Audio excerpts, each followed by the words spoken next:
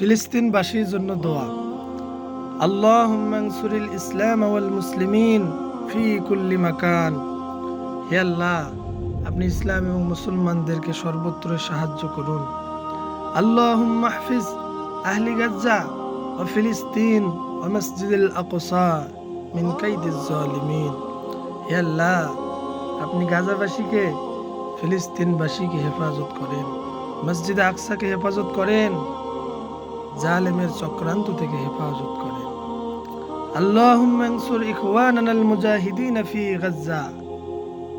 ইয়া আল্লাহ, আপনি গাজার মুজাহিদ ভাইদেরকে আপনি সাহায্য করেন। আল্লাহুম্মা আনসুর ইখওয়ানানাল মুস্তাদআফিন মিনাল মুসলিমিন ফি ফিলিস্তিন ওয়া ফি কুল্লি মাকান।